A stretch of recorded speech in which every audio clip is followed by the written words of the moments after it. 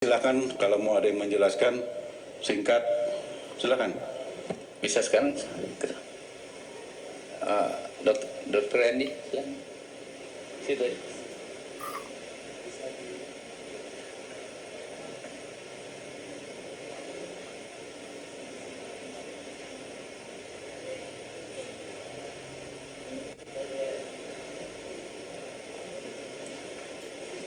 Bismillahirrahmanirrahim. Assalamualaikum warahmatullahi wabarakatuh. Mohon izin Bapak Ketua, Bapak Pimpinan, ya, Bapak Menteri, para Bapak Dirjen dan Kabadan, juga Bapak Ibu anggota DPR Komisi 4 yang saya hormati. Baik, Bapak, terkait dengan banyak yang bertanya. Pertama, apakah ini adalah tupoksi Kementan? Jadi Kementerian Pertanian mempunyai Badan Litbang Pertanian, di mana Badan Litbang Pertanian mempunyai 67 unit pelaksana teknis. Di antaranya adalah yang pertama, kalau yang terkait dengan obat dan tanaman rempah, itu satu mempunyai Balai Tanaman Rempah dan Obat yang mesti tupoksinya adalah men-searching, mencari rempah-rempah yang ada di Indonesia yang berpotensi sebagai obat. Kemudian selain itu Badan Litbang Pertanian juga mempunyai Balai Besar Pasca Panen, di mana juga dia melakukan finalisasi dari produk pertanian, termasuk mempunyai teknologi nanoteknologi. Kemudian selain itu juga mempunyai Balai Besar Penelitian Veteriner. Nah, Balai Besar Penelitian Veteriner inilah mungkin agak sedikit berbeda, karena kami berdiri, saya perkenalkan dulu Bapak, nama saya Niluh Putu Indi Darmayanti. Saya seorang dokter hewan, S3 saya dari Fakultas Kedokteran, dan magister saya adalah bioteknologi. Saya juga peneliti utama di bidang virologi molekuler. Kebetulan sekarang saya mendapat amanah dari Bapak Menteri untuk memimpin Balai Besar Penelitian Veteriner sebagai kepala balai besar di sana. Nah, balai besar kami berdiri sejak 1908, jadi sejak zaman Belanda. Cikal bakal dari kedokteran hewan di Indonesia juga berasal dari kami. Di Balai Besar Penelitian Veteriner mempunyai tupoksi, diantaranya adalah meneliti semua penyakit hewan, ya, termasuk yang penyakit zoonosis. Penyakit zoonosis adalah penyakit yang menular dari hewan ke manusia. Jadi adalah tugas kami untuk meneliti semua penyakit-penyakit hewan, termasuk penyakit yang menular ke manusia yang berasal dari hewan. Nah, di dalam konteks zoonosis ini, itu kita bekerja sama dengan kementerian lain adalah dalam bentuk konteks One Health. Di dalam zoonosis, seperti kita ketahui bahwa 70% penyakit yang ada di dunia ini adalah berasal dari hewan. Kemudian emerging disease, re-emerging disease yang sekarang ada, termasuk COVID-19 ini memang diperkirakan adalah berasal dari hewan.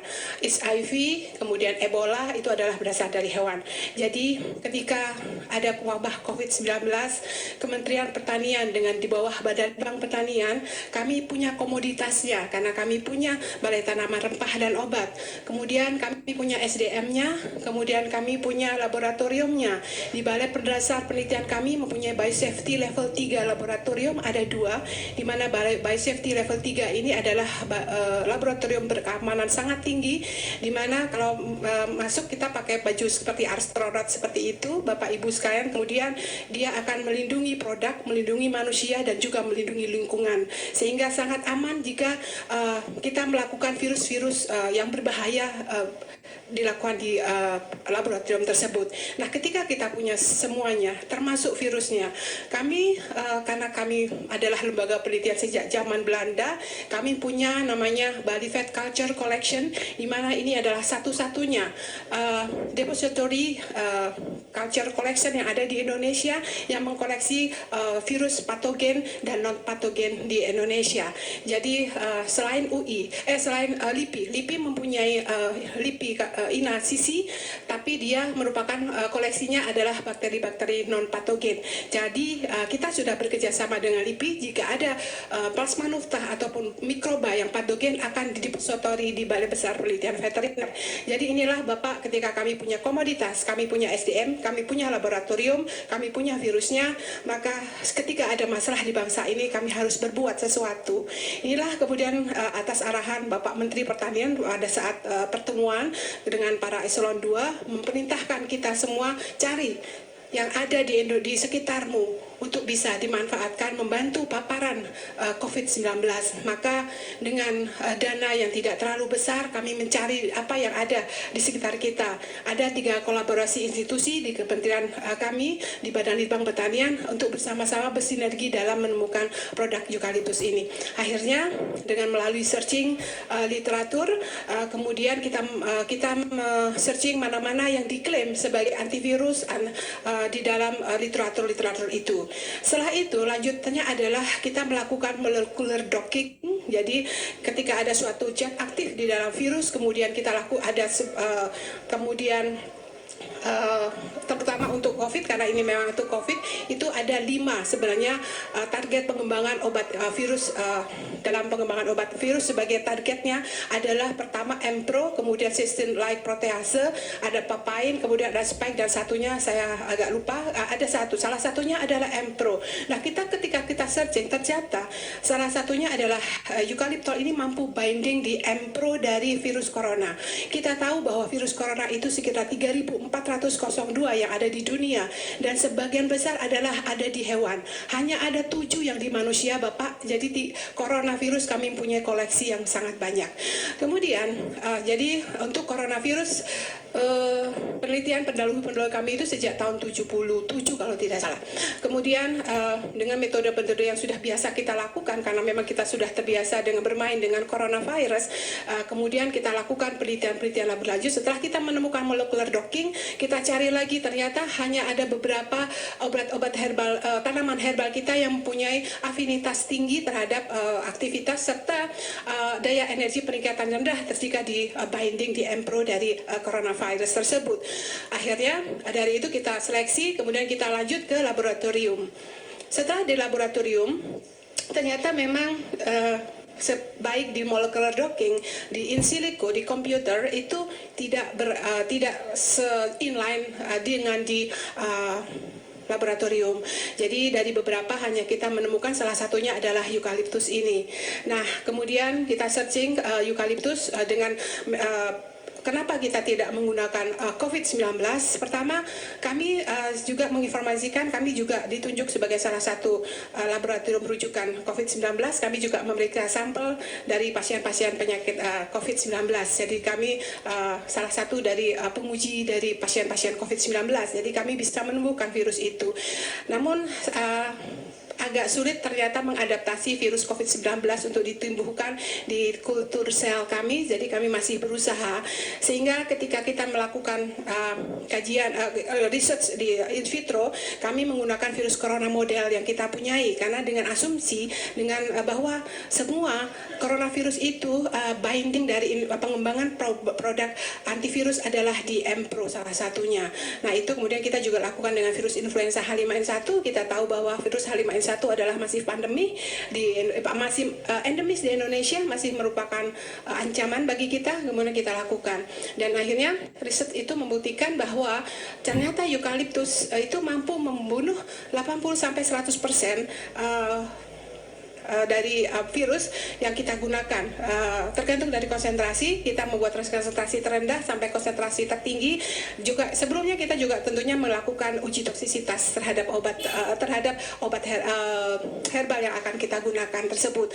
Kemudian tentunya setelah kita mengetahui beberapa produk ini ternyata bisa, beberapa herbal ini eukaliptus ini bisa menghambat virus, lalu kita lakukan pengembangan produk, developing produk menjadi 5 varian itu, Bapak. Yang mungkin sekarang happening adalah yang kalung, karena sebenarnya itu adalah kita lakukan itu untuk preferensi dari pengguna saja.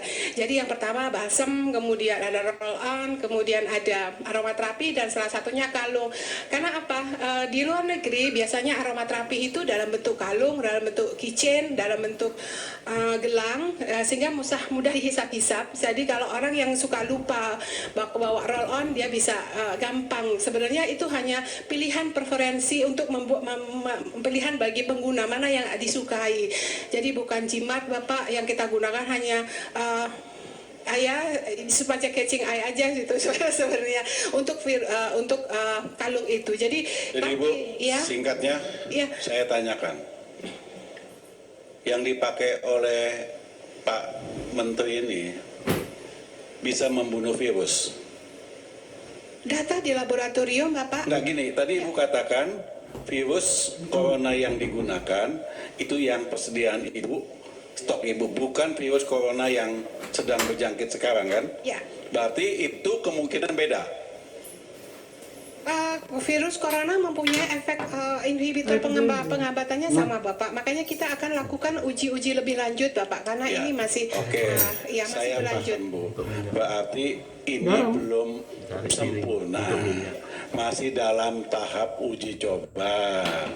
Jadi jangan sampai kalau semua orang pakai ini, gue mau jalan-jalan ke Wisma Atlet lah, mau lihat orang yang kena corona gimana. Gue nggak kena. Kenapa? Saya sudah pakai ini. Ini pengertiannya loh, ya Bu ya. Saran saya, jangan terlalu dipublikasikan dulu. Sampai benar-benar matang, langsung. Nah, untuk mau kerja sama swasta, boleh. Ibu, tugas Ibu yang paling penting saat ini bagi negara adalah bagaimana menemukan vaksin virus Afrika untuk babi. Itu yang paling penting. Di tempat si Ansilema. Mana Ansilema? Tuh. Sedang berjangkit. Nah, ini gimana? Ini yang paling penting dulu. Gitu loh. Mungkin kalau kita di tempat lain konsumsi babi nggak banyak, tapi di tempatnya Pak Ansilema mungkin banyak. Juga di Sumatera Selatan atau Palembang itu mulai merebak flu Afrika. Jadi saya sangat bangga di kementerian ada orang seperti Ibu, tetapi saran saya tupoksinya dulu lah. Tupoksinya dulu mencari formula untuk mematikan virus flu Afrika itu.